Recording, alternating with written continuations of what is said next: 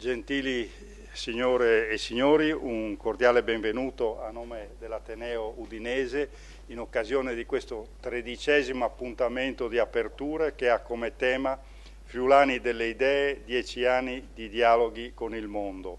Relatore Antonio Giusa con la testimonianza di Pietro Enrico di Prampero. Bene, prima di presentarvi il relatore e il tema, desidero dare la parola innanzitutto al magnifico Rettore che ringrazio per la sua costante presenza a queste iniziative. Prego, Magnifico. Grazie. Allora, bentrovati a tutti, io vi porto il saluto caloroso dell'Ateneo e ho avuto modo di apprezzare questo libro perché, attenzione, io l'ho presentato ben 2 volte, anzi 3 volte l'ho presentato una volta alla scuola Malignani di Udine, l'ho presentato una volta al Kennedy di Pordenone e poi l'abbiamo presentato a Roma, pensate, nella sede della Regione, in Piazza Colonna, proprio davanti alla Presidenza del Consiglio, quindi perché abbiamo anche una prestigiosa sede. Non so se lo sappiate, ma la Regione Friuli-Venezia Giulia ha una prestigiosa sede a Roma di rappresentanza proprio davanti alla sede della Presidenza del Consiglio. E l'abbiamo presentata lì sostanzialmente insieme a tutta la rete dei Focolars Furlan e devo dire la verità, è stata un'esperienza estremamente suggestiva. Ed era sempre presente, se non ricordo male, era sempre presente il nostro Enrico Di Piam, o sbaglio, eri sempre presente in tutte, ecco, quindi questa è la 4ª presentazione che facciamo,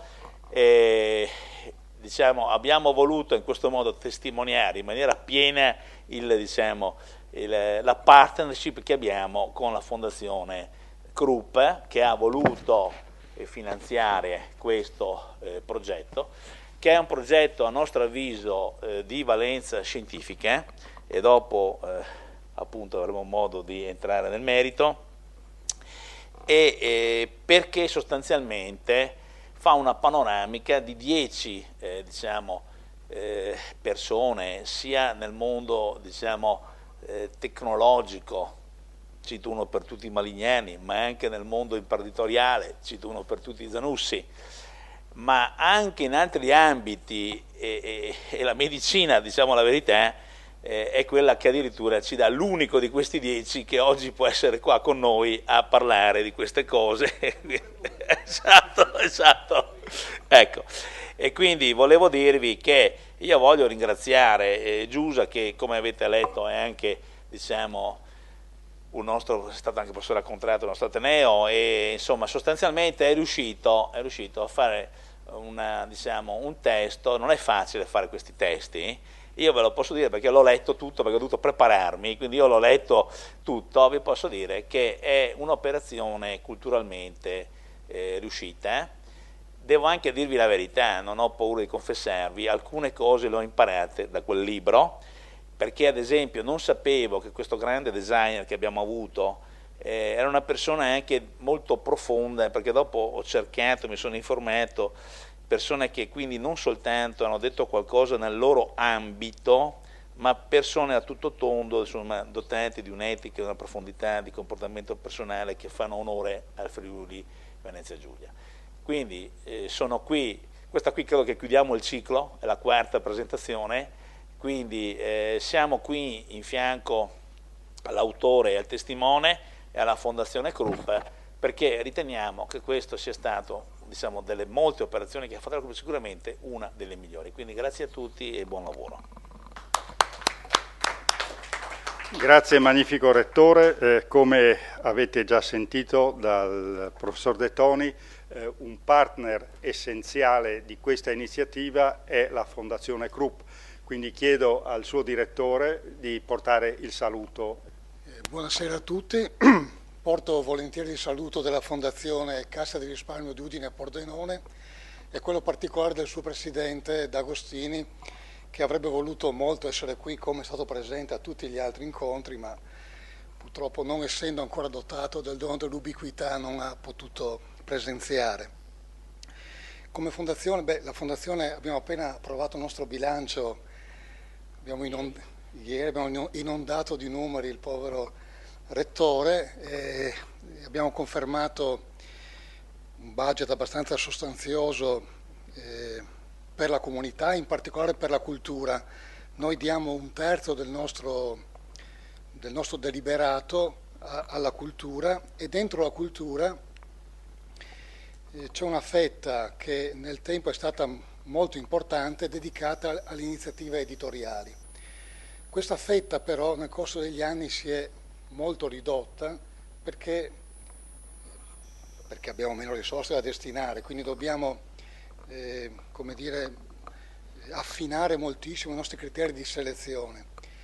Ma se c'è un libro che anche oggi non avremmo dubbi nel finanziare, è proprio questo, perché è un libro importante, intanto è un libro molto bello, anche graficamente, ha un apparato iconografico bellissimo, è stato curato, una delle ultime, forse l'ultima opera curata da Ferruccio Montanari, ma oltre che bello è un libro importante perché, come ha già anticipato il magnifico Rettore, ci mette davanti agli occhi 10 figure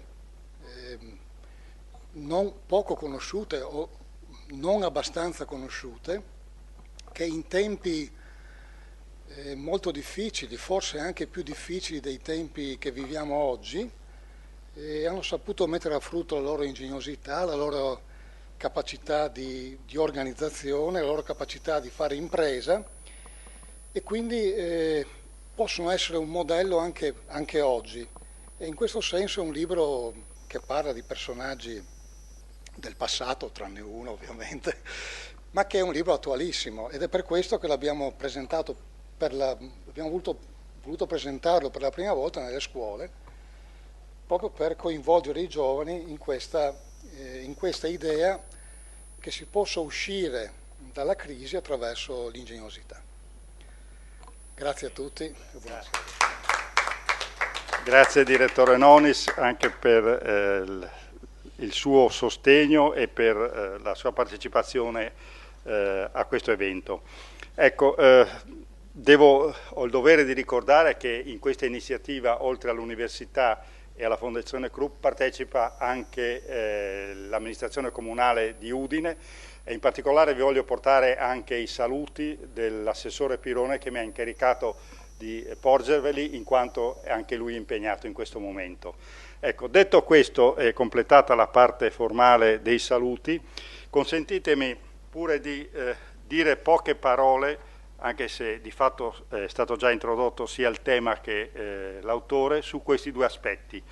Il tema è affascinante, affronta un argomento, come vi è stato già detto, rilevante, cioè queste 10 figure di inventori, di diciamo studiosi e tecnologi, ma non solo, di questa regione, che mettono in luce come questa regione abbia avuto delle figure estremamente feconde, capaci di modificare, diciamo così, la storia della scienza e anche dell'economia, dell'industria, con una prospettiva che andava e va ben oltre il Friuli, ma che investe tutto il mondo. Il libro ne riporta la biografia di fatto, la storia, ed è un testo molto serio e molto approfondito che si basa essenzialmente su una ricerca diciamo così, documentale da un lato, iconografica dall'altro, di estremo valore. L'opera peraltro si presenta anche in una veste tipografica stupenda, perché è bene sottolinearlo, questo tema è concretizzato, come vi è stato detto, in un libro, in un'opera per i tipi di Casa Massima Editore, che è bene ricordare e ringraziare per questa sua puntuale opera. Ecco, quindi si tratta di un'opera, come dicevo, che parte, si può dire, da Arturo Malignani, Zanussi, Solari, eccetera, eccetera, per arrivare fino a, come vi è stato detto, Pietro Enrico di Prampero. Però voglio dire, anche per togliere un po' di imbarazzo all'amico Pietro, non stiamo guardando al passato, questi sono uomini del futuro. Questo incontro e questo confronto su queste figure è un modo per guardare avanti, perché il vero futuro si costruisce solo riflettendo e narrando sul passato. Ecco, questo è il messaggio che vi voglio dare e questo è il senso di questo incontro. Come vi è stato anticipato, il relatore è Antonio Giusa, che è anche l'autore di questo libro, che ringrazio veramente con molta intensità per aver accettato il nostro invito. Poche cose, perché è una persona, un professionista, uno studioso che già conoscete, ma è giusto dirlo in questo contesto. Egli è attualmente il direttore dell'azienda speciale Villa Manin, che è assunto da poco tempo, ma ha un passato indubbiamente brillante sul piano professionale e anche accademico. Come vi è stato detto, ha insegnato fino al 2014 all'Università di Udine, è anche autore di più di 100 pubblicazioni, incentrate soprattutto sulla fotografia, ma ultimamente si è anche interessato, e questo è un tema veramente affascinante e attuale, ai temi della memoria e delle migrazioni, temi che riguardano questa regione in particolare, ma come sapete sono diventati un'emergenza mondiale con cui necessariamente ci dobbiamo confrontare.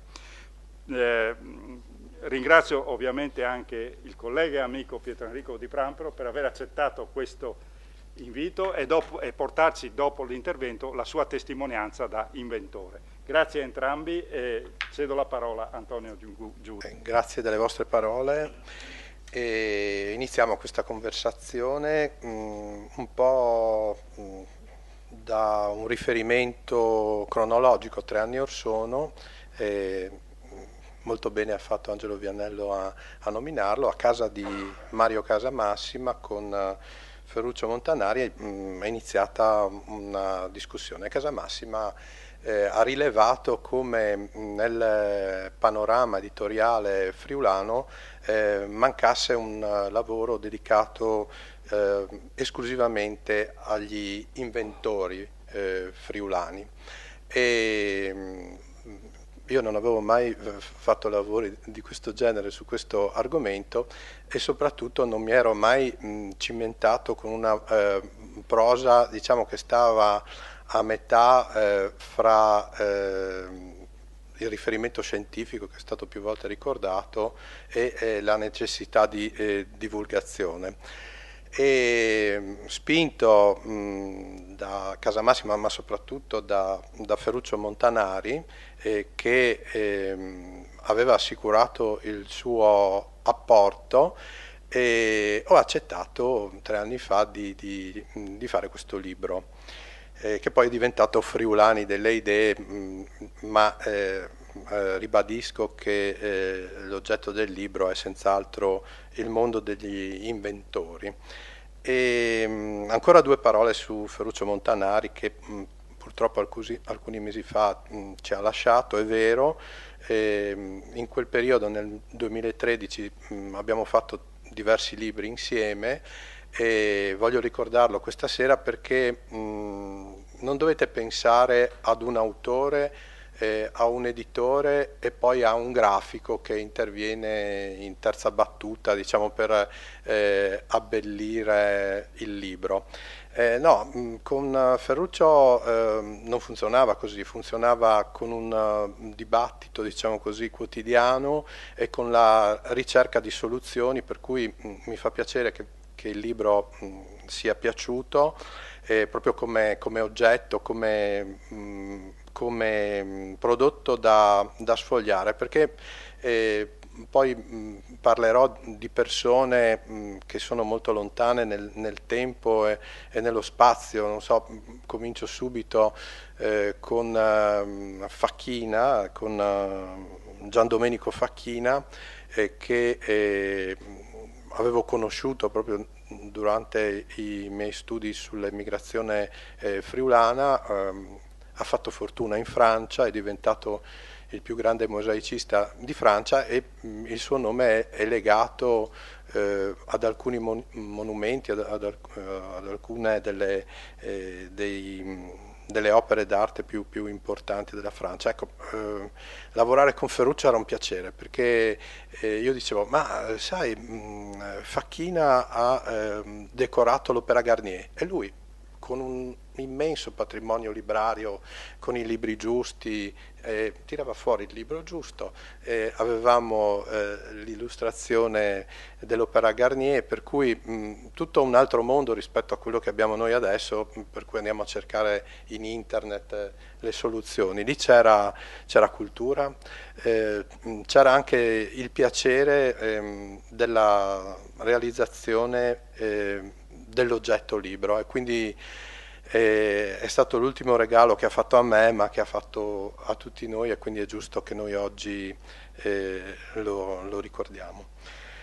Quindi intento divulgativo, ma anche cercare di dimostrare qualche cosa. Allora, qual era l'idea? Vabbè, che mancasse un prodotto editoriale era un dato di fatto, ma a me ha intrigato, diciamo così, la possibilità di sfatare in qualche modo alcuni luoghi comuni. Intanto quello della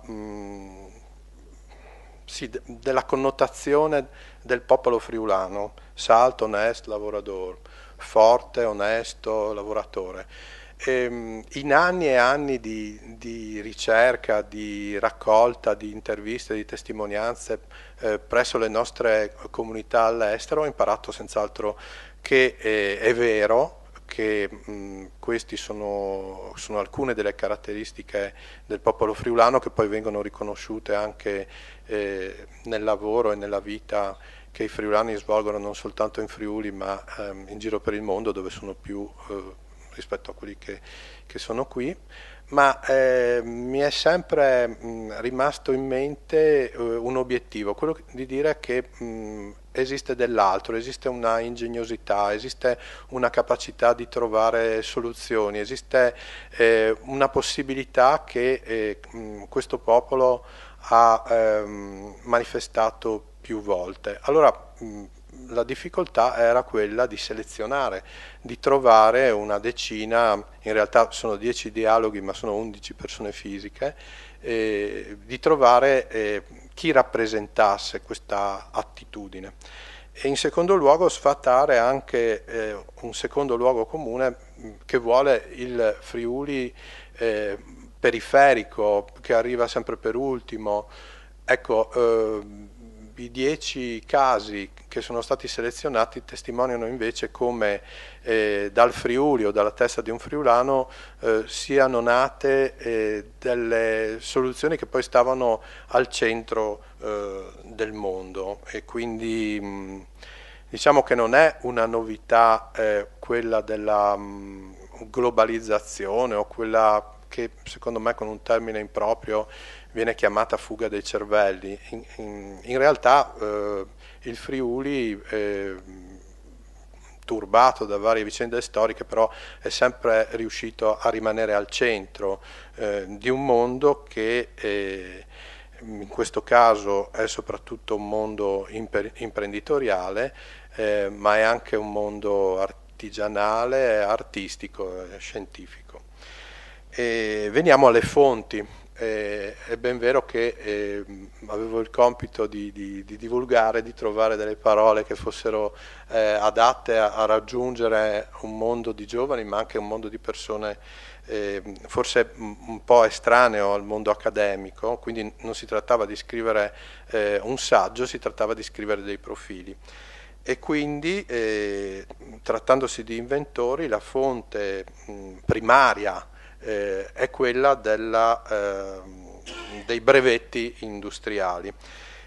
Quindi sono andato a cercare brevetti italiani, ma non solo, perché appunto essendo i nostri inventori ben piazzati in giro per il mondo, ho studiato anche brevetti francesi e piacevolmente sono andato in pellegrinaggio a Parigi sulle orme di Gian Domenico Facchina che abbiamo nominato prima, e poi soprattutto brevetti statunitensi. Lì non mi sono mosso da casa perché basta accendere il computer e addirittura su Google c'è una raccolta completa dei brevetti statunitensi. Quindi diciamo che questo vi testimonia dell'importanza che negli Stati Uniti ha il mondo dei brevetti. Quindi non si tratta soltanto della difesa e della tutela del brevetto, ma il brevetto viene utilizzato proprio come fonte per coloro che vogliono studiare, ma anche come documento da consultare con curiosità. E devo dirvi che, come ha sottolineato il magnifico rettore, è stato un piacere e cercherò di condividerlo anche se brevemente con voi, quello di scoprire come, al di là dei personaggi più conosciuti e al di là dei trovati, si chiamano così, dei trovati più noti, uno per tutti, l'inventore Arturo Malignani e il trovato della creazione del vuoto della lampadina, che ormai è diventato un po' di dominio pubblico in Friuli, anche grazie a articoli che sono usciti sui giornali e quindi pubblicazioni a lui dedicate. Nel caso dello stesso Malignani e degli altri inventori ho scoperto io stesso delle cose curiose e molto interessanti. Per esempio, non so, mentre tutti sappiamo questo discorso della lampadina, non so chi di voi è a conoscenza del fatto che Malignani ha inventato anche un'automobile elettrica e che non è stata soltanto un'idea, un frutto di ingegno, ma ha circolato in giro per l'Europa e anche in giro per l'Italia e ha vinto anche dei premi. Quindi da una invenzione che oggi potremmo definire politicamente corretta, perché adesso andiamo cercando la soluzione elettrica per le automobili, ad altre soluzioni curiose, non so, ad esempio quello che aveva colpito molto Mario Casamassima era che a inventare l'accendigas piezoelettrico fosse stato un friulano, Lisio Plotzner. Quindi un oggetto che tutti quelli che hanno una certa età come noi, vedo come all'uditorio questa sera, hanno avuto in mano e hanno acceso il gas, è uscito, diciamo, dall'ingegnosità di un friulano e ha conquistato il mondo. Adesso in Italia non si fanno più perché compriamo le cucine che hanno già un bottone, si schiaccia il bottone e si accende il gas, però in Cina con altri brevetti, ovviamente, perché poi c'è stata la liberazione del brevetto Plotzner, viene ancora venduto. Sapete che in Cina non si parla solo di milioni di esemplari, ma si viaggia verso il miliardo di esemplari, ecco. Quindi curiosità e possibilità anche attraverso questa fonte dei brevetti industriali di risalire all'origine delle invenzioni. Ecco, per quanto riguarda l'orizzonte temporale, ho scelto di cominciare proprio da una propaggine della rivoluzione industriale nei nostri territori, e quindi si è cominciato dall'inizio dell'Ottocento con due figure che sono legate all'industria asserica, quindi Giovanni Antonio Santorini, poi con Ferruccio Montanari abbiamo cercato dei sottotitoli accattivanti, quindi Santorini è tessitore di idee, e per Andrea Galvani, che si conosce più facilmente per la sua appartenenza a una famiglia che è stata legata all'industria della ceramica. Siamo sempre, qualche decennio più tardi, ma siamo sempre nella prima metà dell'Ottocento, e Galvani amava autodefinirsi meccanico pensatore. Sembra un po' un ossimoro, no? Perché uno o è meccanico o pensatore. Vi assicuro che studiando la storia e le invenzioni di Galvani aveva centrato la sua definizione. Ecco, prima di studiare i brevetti, proprio per questi due personaggi di cui vi ho parlato, e sono andato a cercare informazioni sulle loro invenzioni nell'archivio dei premi d'industria. Allora, i premi d'industria erano nati in periodo napoleonico e in effetti Santorini ha come premio, il suo premio consiste nell'edizione a spese dello Stato francese del suo trattato che illustrava le caratteristiche di una macchina che aveva inventato, una macchina che serviva alla trattura della seta, poi lo vediamo più in dettaglio. Quindi questo era il premio, quindi i funzionari francesi del Regno d'Italia ritenevano che i premi d'industria potessero portare in superficie delle potenzialità, quindi favorire un po' lo sviluppo di una zona che era rimasta depressa. Roberta Corbellini se ne era occupata, ho ripreso i suoi studi. In seguito una funzione analoga ai premi del Regno d'Italia l'hanno avuta i premi che erano conferiti dall'Imperial Regio Istituto Veneto di Scienze, Lettere ed Arti, che come sapete esiste ancora, quindi quando si va a Venezia in Campo Santo Stefano c'è un archivio che si può consultare con un po' di pazienza si arriva anno per anno ai premi che sono stati conferiti e Andrea Galvani ne ha vinti parecchi. Come dicevo prima, per quanto riguarda Facchina invece si va all'Institut National de la Propriété Industrielle, che è in una banlieue molto accogliente parigina, mentre per Malignani, oltre all'Archivio Centrale dello Stato e per tutti gli altri inventori, comodamente, come ho riferito, c'è la possibilità di consultare gli archivi online. Ecco, è stato citato Zanussi, è stato citato anche Malignani. Ecco, per definire un po' la provenienza sociale dei 9, poi nel caso di Pietro Enrico di Prampero abbiamo la fortuna di avere uno scienziato vivente che racconterà la sua storia, la sua esperienza. Vi riferisco che mentre i primi due che ho citato, cioè Santorini e Galvani, provenivano da un'alta borghesia che era impegnata a modernizzare l'industria, per quanto riguarda Facchina si tratta proprio di un self-made man che proveniva da una vasta tradizione musiva, quindi a partire dal suo paese d'origine Sequals, ha seguito un percorso che in altro modo molti friulani hanno seguito, quindi c'è sempre di mezzo uno zio che sta a Trieste e quindi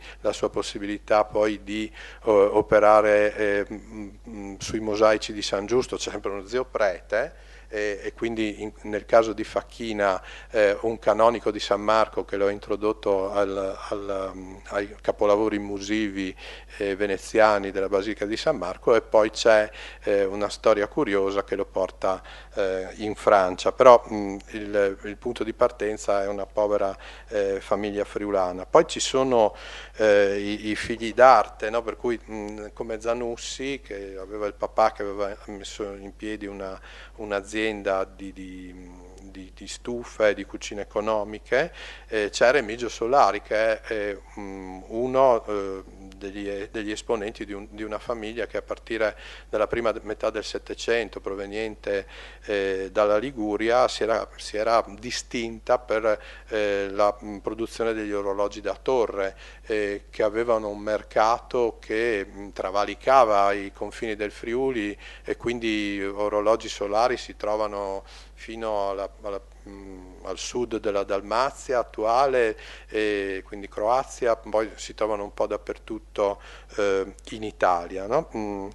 Oppure ancora, così come la storia di Bertoia assomiglia un po' a quella di Facchina, quindi una famiglia contadina della destra tagliamento, e quella di Plotzner è proprio altrettanto emblematica di un di un carnico che si trasferisce con la famiglia a valle, quindi vicino a Sesto Arreghena, per poi frequentare la scuola radioelettra che è sempre nella nostra memoria e trasferirsi a Torino. Interessante, è una storia che poi ho scelto proprio anche perché è avvincente da vari punti di vista. Purtroppo non si conclude con un successo commerciale, ed è la storia dell'elicottero cosiddetto utilitario che a metà degli anni 50 venne brevettato da Glauco Corbellini e Carlo Leopoldo Lualdi, no? Che sia nato qui il primo elicottero italiano è abbastanza strano, diciamo così, perché uno associa l'elicottero ad un'idea di industria meccanica, di modernità, magari poteva immaginare che questo fosse più facile, più semplice, dove c'era l'industria aeronautica, dove c'era una fiorente industria meccanica, triangolo industriale, cose di questo genere, e invece Glauco Corbellini e Lualdi, assieme al loro socio Bertuzzi di Roma, ci riescono. Cioè, il muso sembra quello di una 600 che nasceva proprio nello stesso torno di anni, la 600 è del 55, loro cominciano a produrre nel 53 il loro elicottero in varie versioni fino ad arrivare alla fine degli anni 50, però l'idea era quella invece di superare le difficoltà di luoghi impervi, di fornire un servizio che per noi adesso è acquisito nel mondo del soccorso, e dire che queste due persone ci pensassero negli anni 50 a Udine e in Friuli è una cosa emozionante, e farla venire a galla, diciamo così, è stato particolarmente piacevole. Il tempo che mi è stato assegnato di circa mezz'ora, sono arrivato a metà e quindi mi limito adesso. Capite bene che abbiamo 10 casi, se mi intrattenessi il tempo necessario per ciascun caso arriveremmo a ora di cena e oltre, invece mi limito a raccontarvi qualche cosa per ciascuno dei nostri inventori. Ecco, si è parlato di Gian Antonio Santorini, una famiglia spilimberghese. Qual è la caratteristica? Diciamo, il punto di riferimento storico è senz'altro quello di Antonio Zanon. Qual era l'obiettivo di Santorini? Intanto di non copiare pedissequamente quello che accadeva nell'industria serica, diciamo più di grandi dimensioni. Sto pensando al Piemonte, ma sto pensando anche a Vicenza. Vicenza è rimasta una capitale dell'industria tessile.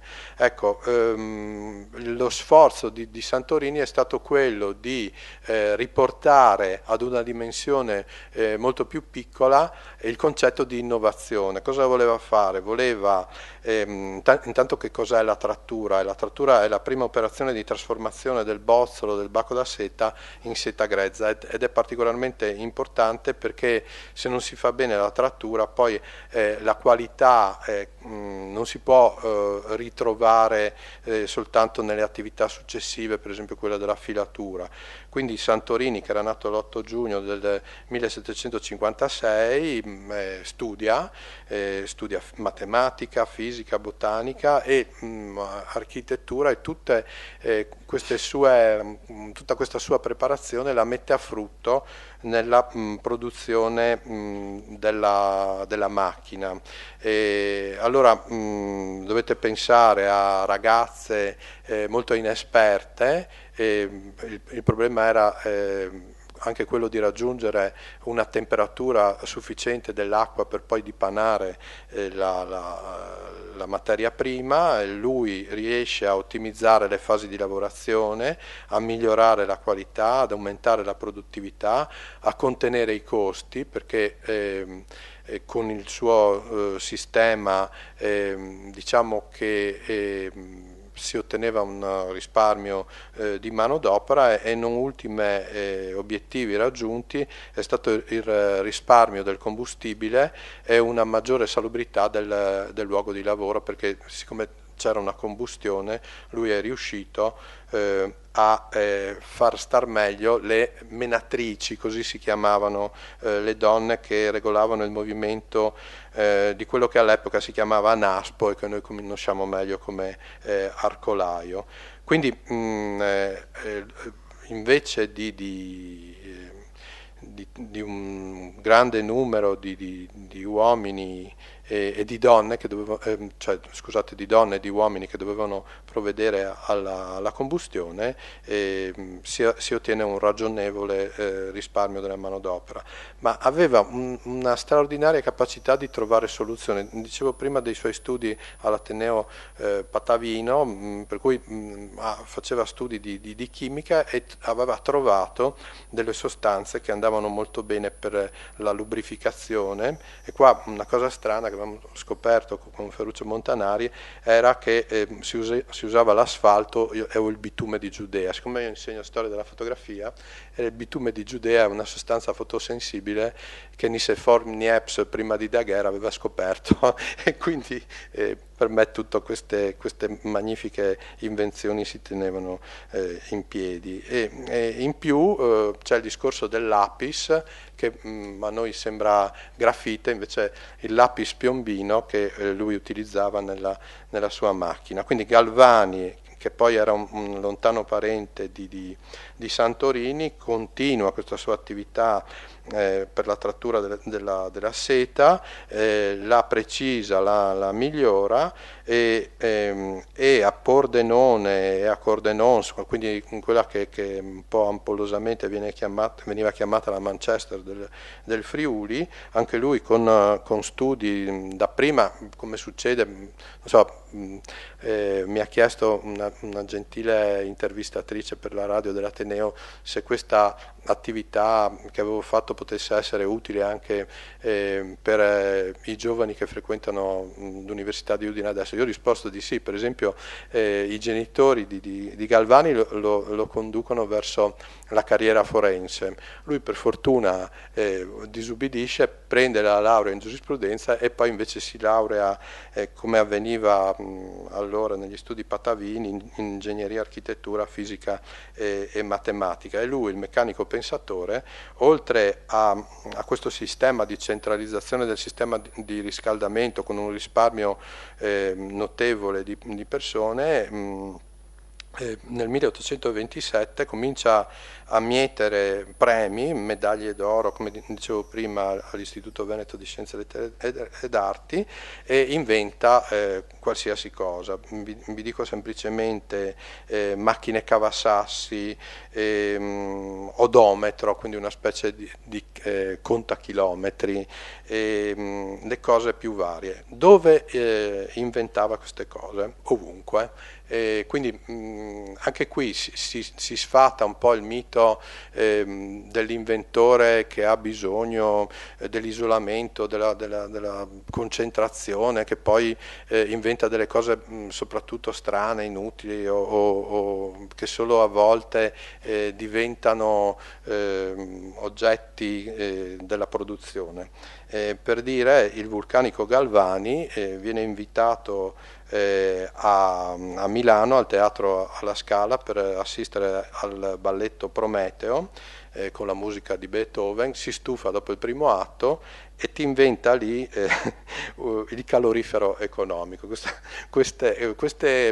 Diciamo, questi che sono aneddoti ci spiegano un po' anche la personalità dei nostri inventori. Di Facchina abbiamo detto, mi restava da riferire come era avvenuto il passaggio dal Friuli, o meglio da Aquileia al sud della Francia. Lui si era inventato un metodo dapprima di restauro, che poi ha utilizzato anche per la produzione musiva, che è utilizzato anche oggi e che si chiama mosaico al rovescio. Quindi lui per il restauro aveva inventato un metodo con delle colle, si attaccava il mosaico alla carta, poi lo si staccava, lo si riduceva a frazioni di circa 1 metro quadro, venivano numerate e poi con criterio filologico perfetto veniva rimontato, no? Sembra facile, ma lo ha inventato lui e ha portato questa abilità in Francia perché durante i lavori di restauro della basilica del mosaico paleocristiano della basilica di Aquileia viene a contatto con il conte Francesco Cassis Faraone, che lo introduce a Elisa Napoleona Baciocchi, no? Allora qua uno ascolta il secondo nome e chi era Elisa Napoleona? Era figlia di Marianna Bonaparte, cioè la sorella dell'imperatore, quindi con una buona malevadoria il nostro Gian Domenico Facchina nel 1847 parte per la Francia e inizia una fantastica avventura, poi ha anche l'avventura di tornare a Venezia per un breve periodo, però poi conclude la sua esistenza a Parigi e sono andato appunto in pellegrinaggio al Père Lachaise, al cimitero dove sono sepolti anche i grandi e lui è stato, diciamo, un grande esponente dell'artigianato artistico. Di Malignani abbiamo detto qualche cosa, vorrei dire che una delle cifre interpretative che abbiamo utilizzato, dico abbiamo perché annovero diciamo anche Mario Casamassi ma soprattutto Ferruccio Montanari, è stato quello di capire qual era la ricezione delle invenzioni, per cui quello che abbiamo scoperto è che l'anno cruciale di Arturio Malignani, anche lui si definiva in maniera strana elettricista, no? Anche se poi era diventato l'uomo più ricco del Friuli. L'anno cruciale, il mese cruciale e il periodo cruciale è stato il Ferragosto del 1882, perché la filiale italiana della società di Thomas Alva Edison, a cui poi lui venderà il brevetto di cui si parlava prima, organizza a Udine, che ovviamente aveva l'illuminazione a gas, oppure come si diceva all'epoca a gas, organizza una una premiere dell'illuminazione elettrica, e quindi dovete pensare a Malignani, nato nel 65, quindi 17enne, lui abitava sulla riva del castello e ha l'occasione di vedere questa magnificenza. E gli entra in testa che lui deve produrre lampadine per prima cosa, poi ha prodotto molte altre cose e ci riesce e nell'84 lui perfeziona la produzione in serie di una sua lampadina di incandescenza. Nell'85 il battesimo della sua lampadina in una manifestazione che avviene durante il Carnevale al Teatro Minerva, no? Poi qui c'è una bellissima contrapposizione fra fautori dell'elettricità e quindi in primis la patria del Friuli diretta da Camillo Giussani, d'altra parte ci sono i detrattori che accampano motivazioni, costerà troppo, e in particolare molto prudente Pacifico Valussi, direttore del giornale di Udine. Questi non sono solo giornalisti, ma sono uomini di cultura che hanno fatto un po' la storia del Friuli. Per quanto riguarda Solari dirò solo che il suo ingegno è stato applicato per il passaggio da un oggetto che ci è familiare ma che viene da tempi lontani, quindi l'orologio da torre, a altri oggetti che invece fanno parte della nostra vita quotidiana e che forse abbiamo abbandonato da poco. Per esempio il cartellino segnatempo, adesso abbiamo tutti il beige, no?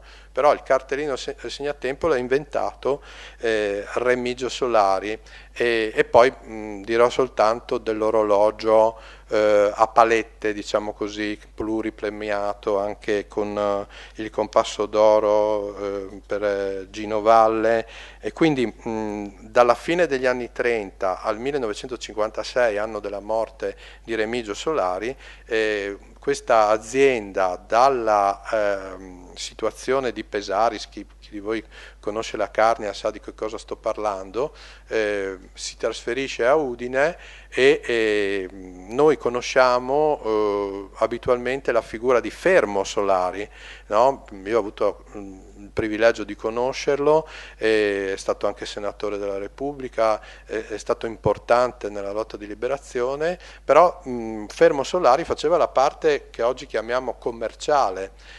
Il genio produttivo, l'inventiva stava nella mente di Remigio Solari, e suo fratello a un certo punto gli dedica un libro che ha un titolo esatto: Un carnico che fa il giro del mondo senza muoversi.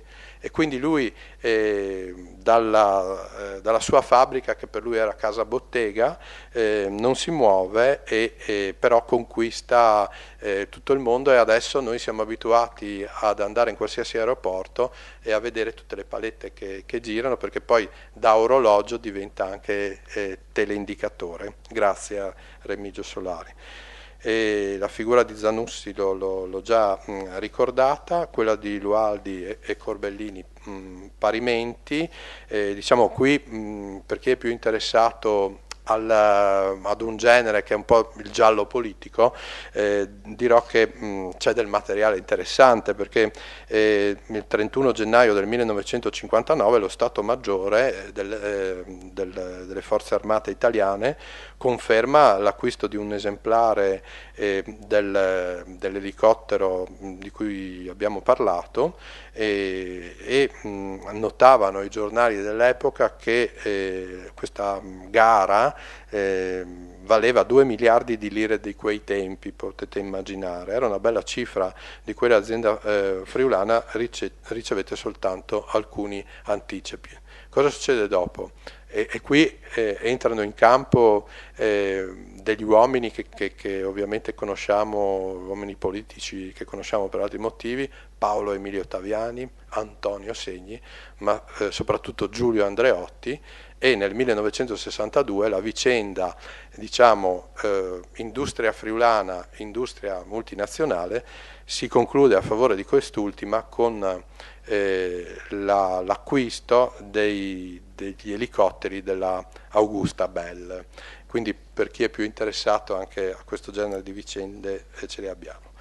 Abbiamo parlato anche dell'accendigas piezoelettrico, il suo nome forse qualcuno di voi lo ricorda, ma comunque ci sono tutte le immagini nel libro, è il Flint, e assieme a questo Lisio Plotzner inventa dispositivi per comandare la sterzatura del terzo asse dei rimorchi, quindi poi si occupa, non so, di cose anche che per noi sono molto banali ma che non esistevano. Per esempio nel 1953 inventa un portatarghetta conformato a pulsante di chiamata, perché una volta esisteva da una parte il campanello e dall'altra parte l'indicazione del nome. Allora lui pensa: perché non mettere insieme le due cose?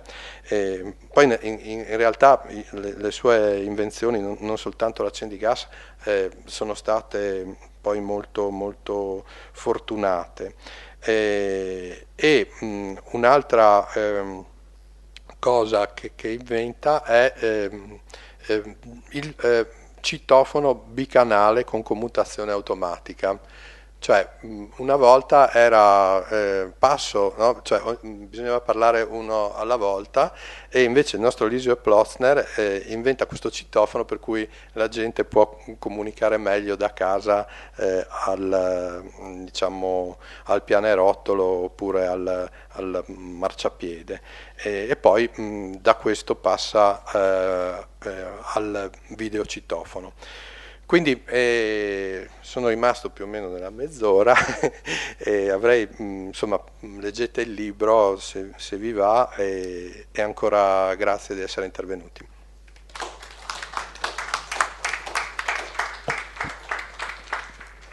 Grazie ad Antonio Giusa per la sua limpida presentazione e non solo per il rispetto dei tempi. D'altra parte noi siamo un po' friulani tedeschi e quindi amiamo rispettare le regole. Adesso ci manca ovviamente, come avete capito, un inventore, ma io cederei la parola proprio, visto che è qui con noi, al professor Di Prampero. Grazie. Magnifico rettore, signore e signori, cari colleghi, cari amici, permettetemi di aggiungere il mio grazie ad Antonio Giusa, a Mario Casamassima e a Ferruccio Montanari per aver pensato e portato a termine l'opera e naturalmente alla Fondazione Krupp per averne permesso la realizzazione. Io vi parlerò brevemente dei risultati ottenuti con la famosa bicicletta spaziale, famosa dico per modo di dire, e poi come delle tecnologie di tipo ciclistico possono aiutarci a ridurre gli effetti della ridotta forza di gravità sugli esploratori spaziali. I problemi legati all'esplorazione spaziale sono enormi, dagli approvvigionamenti idrici e alimentari. Voi immaginate che un viaggio verso Marte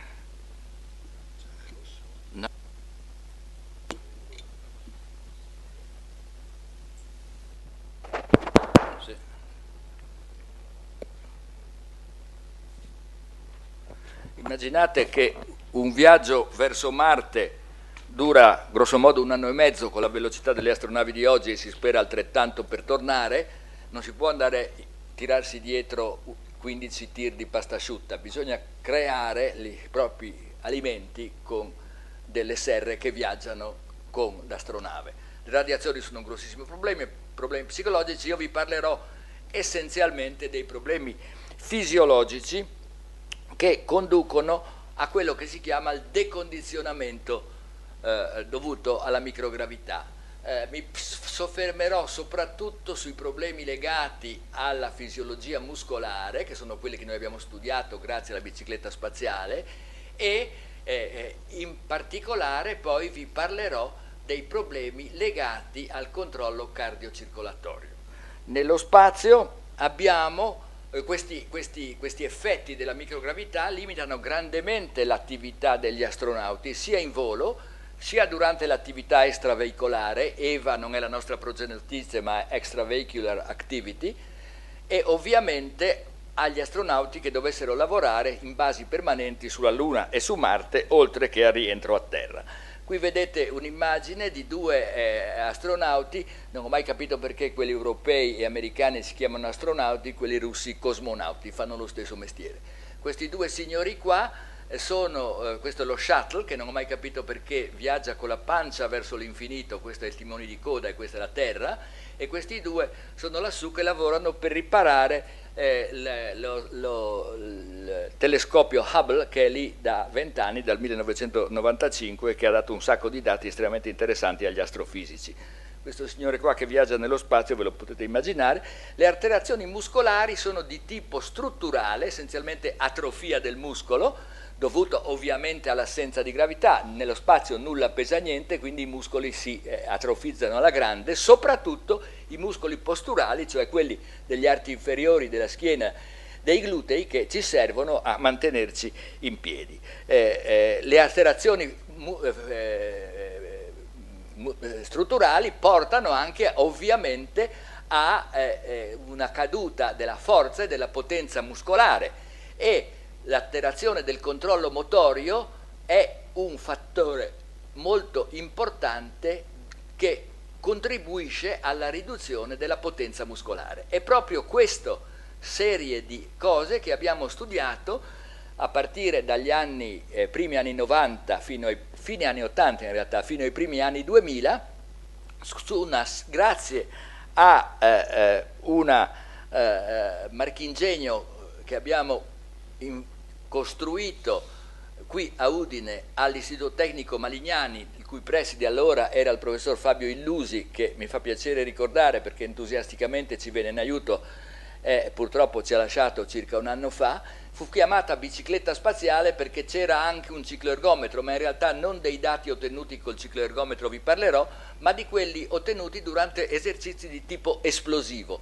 Cosa fa il soggetto? Sta lì appoggiato, seduto su una sedia con i piedi su due piattaforme di forza, la sedia è mobile su una rotaia che può essere inclinata fino a 30 gradi rispetto all'orizzontale e a un dato segnale si spinge con la sua massima forza verso indietro e ovviamente misurando la forza esercitata sulle piattaforme e la velocità di arretramento del sedile, noi possiamo calcolare la potenza istantanea, la potenza che il soggetto genera in questo esercizio che noi chiamiamo esplosivo, perché è un esercizio che viene fatto con gli arti inferiori naturalmente, nel minimo tempo possibile con la massima forza, col massimo impegno. Durata dell'esercizio è circa un quarto di secondo, 250 millisecondi. Questa è un'immafotografia del marchingegno nel nostro laboratorio allora a Udine. Questo è un tracciato ottenuto durante una spinta violenta. Vedete che questo è un secondo, il tempo sull'ordinata, qua sulla scissa, sull'asse orizzontale qua è 0 e qua è un secondo, vedete la durata è circa un quarto di secondo e il picco potenza raggiunge circa 4 kW. 4 kW sono circa 5,5, se non vado errato, cavalli vapore. Quindi vedete che è una bella potenza tutto sommato che noi altri ometti riusciamo a sviluppare durante uno sforzo massimale che è del tutto equivalente a quello che potremmo fare saltando a pie pari su una piattaforma delle forze. Perché abbiamo usato questo sistema? Perché naturalmente, come vedremo, gli astronauti al ritorno dal volo spaziale non sono in grado di stare in piedi con molto equilibrio, quindi è necessario utilizzare un sistema come questo che permetta loro di lavorare in tutta tranquillità.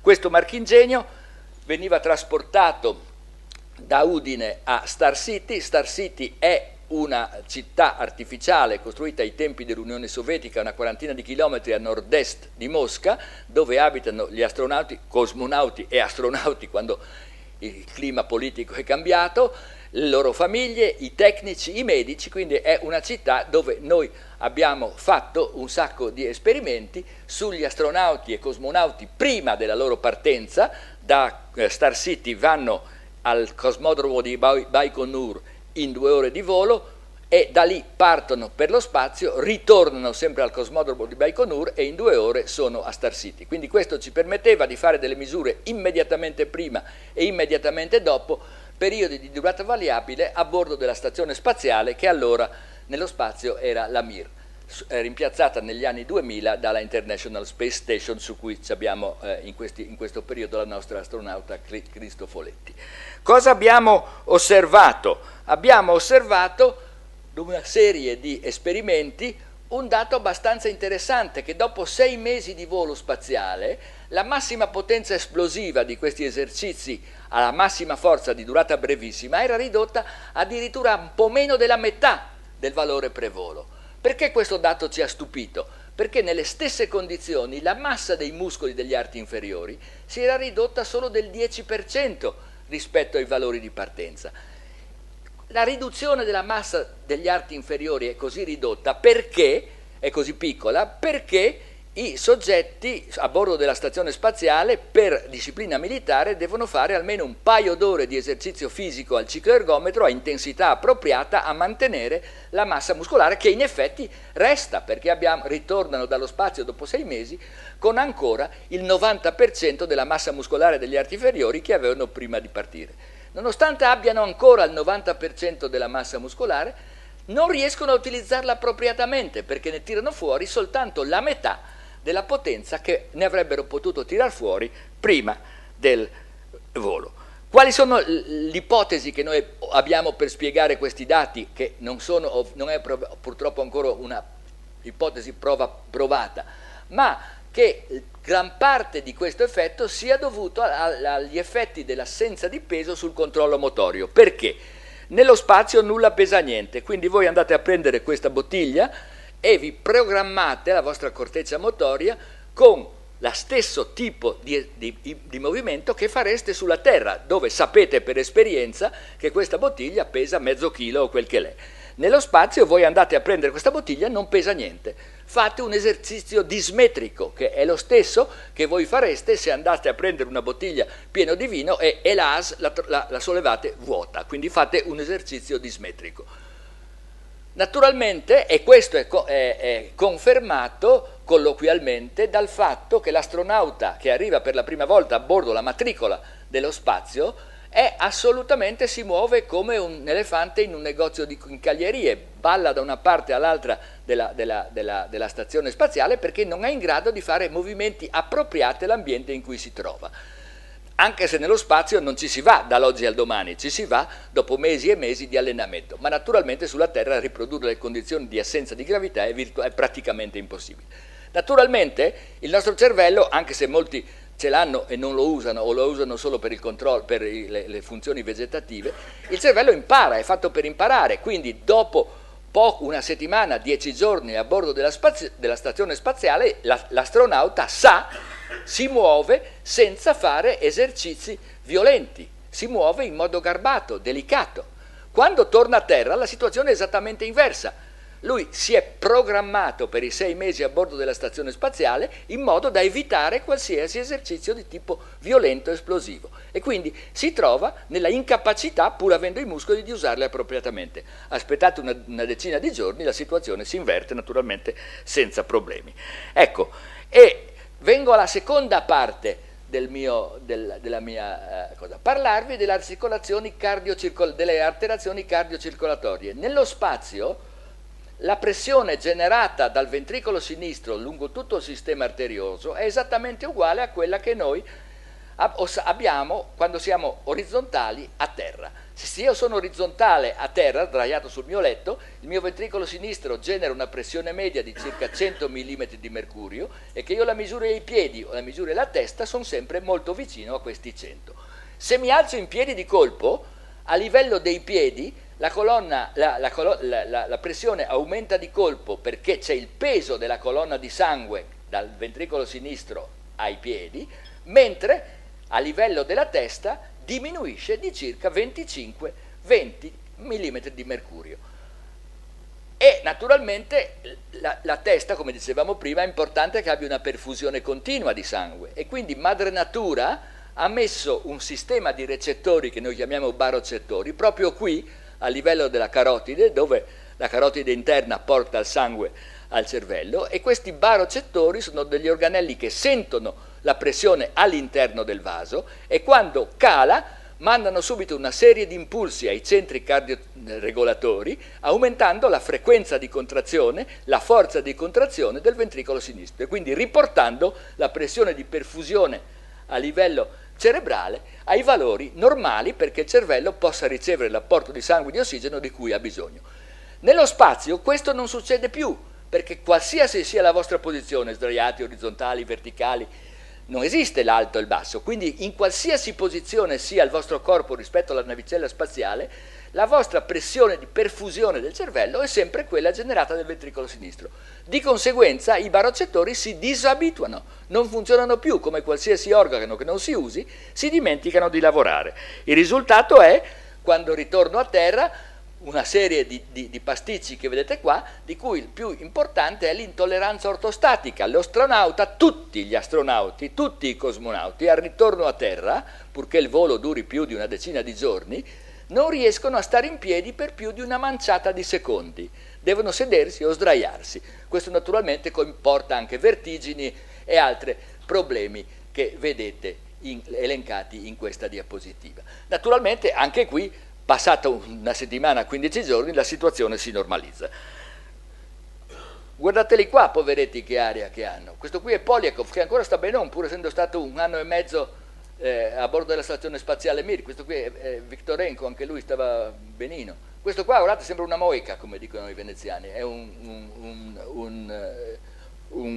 granchio quando cambia il carapace. L'esercizio fisico non serve nulla a prevenire questo decondizionamento cardiovascolare, che sembra essere salvato, prevenuto soltanto dalla gravità artificiale. Questo è interessante ricordare che questo signore, nato a Pola nel 92, morto di tubercolosi a Vienna nel 29, aveva preconizzato questo stato di cose in questo lavoro, i problemi dell'esplorazione dello spazio esterno, pubblicato nel 29, e aveva ipotizzato una stazione spaziale circolante. Quelli di voi che ricordano 2001 Odissea nello spazio ricorderanno perfettamente questo stato di cose. E allora noi altri, imitando il nostro Potocnik qua, abbiamo pensato, per prevenire durante il volo spaziale questo genere di problemi, al Twin Bike System, che è sempre due biciclette che girano. I moduli spaziali sono cilindrici, quindi un ciclista che pedali, hanno un diametro di circa 4 metri abbondanti, un ciclista che pedali in questo senso, questo qui non casca giù là perché non c'è la gravità, genera un vettore centrifugo nella direzione testa-piedi che in qualche maniera mima l'effetto della gravità. Non entro nei dettagli, devono muoversi esattamente alla stessa velocità, quindi qui vedete disegnato su grande scala un differenziale, devono essere equilibrati, devono essere due perché altrimenti il modulo gira dall'altra parte, tutti i problemi di fisica elementare. Ma questo problema, secondo noi, ha un'ottima speranza di permettere di generare all'interno del sistema circolatorio dei gradienti idrostatici che simulano quelli esistenti a terra nel soggetto in piedi, e pensiamo che questo sia una promettente contromisura al decondizionamento cardiovascolare e muscolare, anche se finora, nonostante noi si abbia pubblicato questi lavori discussi con vari colleghi, sembra che tecnicamente sia un po' difficile da fare. I russi erano molto interessati, forse con loro saremmo riusciti ad andare un po' più avanti, e i cinesi magari anche, ma mi son vecchio. Ecco, ritorniamo all'esplorazione spaziale, ritorniamo a Marte. Giovanni Schiaparelli, che ha fatto una serie interessantissima di osservazione dall'osservatorio di Brera a Milano, evidentemente lo smog a Milano in quegli anni non era, è morto nel 1910, non era così come oggi, e addirittura ha disegnato delle mappe, delle carte geografiche di Marte, il mare australe, vedete qua il mare Eritreum, e via discorrendo, identificando, o meglio credendo di identificare dei manufatti che ha chiamato canali di Marte, fatti da esseri intelligenti, che però naturalmente erano un pochino degli artefatti dovuti ai mezzi di osservazione che lui aveva ai suoi tempi. Ma ovviamente l'idea nostra è di ritornare sulla Luna. Qui vedete uno degli astronauti, Neil Armstrong, nel 1969, il 20 luglio, fu il primo uomo a porre piede sulla Luna, è morto recentemente anche lui. Qui vedete l'idea di ritornare a esplorare la Luna è sicuramente nel cuore di tutti quanti, e la NASA ha rinunciato in questo momento ai suoi progetti, che invece i russi hanno ripreso alla grande e vogliono arrivarci entro una decina d'anni. Ma anche sulla Luna la gravità è molto piccola, è circa 1/6 di quella terrestre. E allora, se c'è 1/6 di quella terrestre, cosa vuol dire? Che un astronauta in piedi sulla Luna, che abbia un cuore che genera una pressione media di 100 mm di mercurio, alla carotide interna ne avrà solo 97 invece che 80 sulla Terra. Quindi è molto verosimile che un astronauta sulla Luna vada incontro a decondizionamento spaziale, perché i suoi barocettori si dimenticheranno di lavorare. Un po' meno grave la situazione su Marte, ma ci possiamo, e quindi questo può condurre a decondizionamento cardiovascolare. Ma allora sfruttiamo ancora una volta la bicicletta, che è uno strumento magnifico, perché noi quando andiamo in bicicletta e nelle curve ci incliniamo verso l'interno. Perché? Perché nella curva generiamo un vettore centrifugo che è proporzionale al quadrato della velocità tangenziale e inversamente proporzionale al raggio, quindi è tanto maggiore questa accelerazione centrifuga, lo sappiamo benissimo quando andiamo in macchina o in moto, tanto più veloci andiamo, tanto più è forte questa accelerazione, e tanto più piccolo è il raggio di curvatura, tanto maggiore sarà questa accelerazione. Quindi dobbiamo inclinarsi all'interno. Perché? Perché dobbiamo far sì che il nostro asse che collega il centro di massa del sistema con il punto di contatto ruota-terreno si allinei alla somma vettoriale di questi due vettori, che ricordate il parallelogramma delle forze che ci hanno insegnato a scuola, eccolo qua. Non solo, ma il parallelogramma delle forze ci dice che questo vettore, che è la somma di questi due, è maggiore della gravità, in questo caso lunare. E allora basta che noi facciamo delle piste circolari intorno alle basi lunari per aiutare gli astronauti lunauti a campare meglio. Ecco qui il signor Grandl pensava che nel 2015, era molto ottimista, 8 anni fa, pensava di aver già una base lunare fatta in questo tipo, un collega austriaco, di cui ci ha dato anche tutte le dimensioni di questi vari bussolotti che qui vedete, in modo tale che noi abbiamo detto, beh, mettiamoci una pista circolare intorno con un raggio di 25 metri e quindi possiamo andarci a capire quali sono le velocità dato il raggio di curvatura che i nostri astronauti dovranno pedalare per poter simulare un vettore G', un vettore gravitazionale, somma di questi due vettori, in modo tale da mimare un pochino l'effetto della gravità sulla Terra. Naturalmente questo è un sistema che permette all'astronauta di fare simultaneamente sia esercizio fisico, quindi di mantenere il sistema muscolare e circolatorio in funzione appropriata, sia di evitare quel decondizionamento dei barocettori che ha questi effetti abbastanza disastrosi. Quindi per esplorare un po' il nostro sistema solare pensiamo che queste strutture siano in grado di mantenere un apotrofismo muscolare ma anche di simulare la gravità terrestre, riducendo così il decondizionamento cardiovascolare e lo spostamento cefalico dei liquidi. Non ve ne ho parlato perché ricadute pratiche non ce ne interessa niente, leggiamo qua.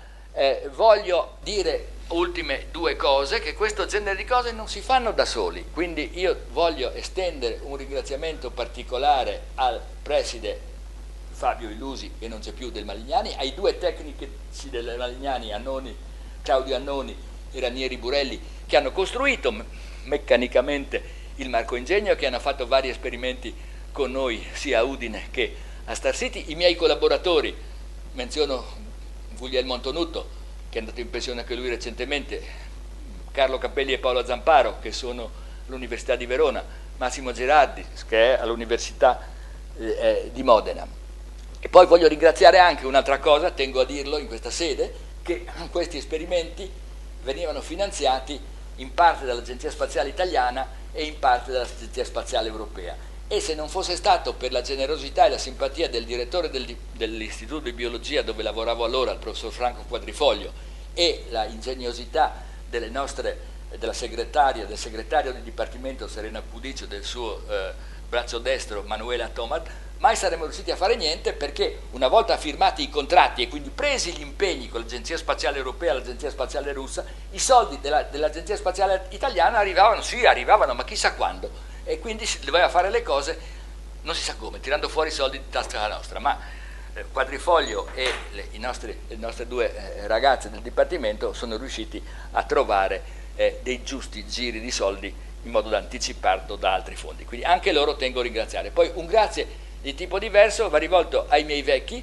che mi hanno insegnato il rigore morale e il senso dello Stato, a mia moglie Marisanta e alle mie figlie Maria Alessandra e ai miei 6 nipotini, a cui forse avere un nonno con la testa tra le stelle divertiva meno che quanto divertisse il nonno stesso. E voi per la vostra attenzione, grazie.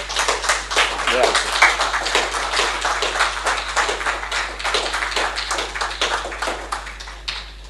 Grazie con grande calore anche al professor Di Prampero per questa bellissima presentazione, ricca anche di afflato emotivo sotto certi aspetti, in alcuni passaggi molto importante.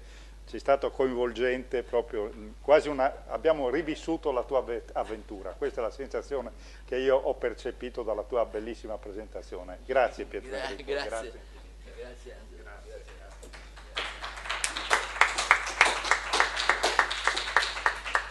Non mi rimane che ringraziare ancora una volta i relatori e ringraziare voi calorosamente per questa vostra presenza comunque molto qualificata e qualificante, e darvi appuntamento, se sarà possibile, anche per altri eventi di questa serie che abbiamo definito Aperture, con un nome molto molto significativo. Grazie e buona serata.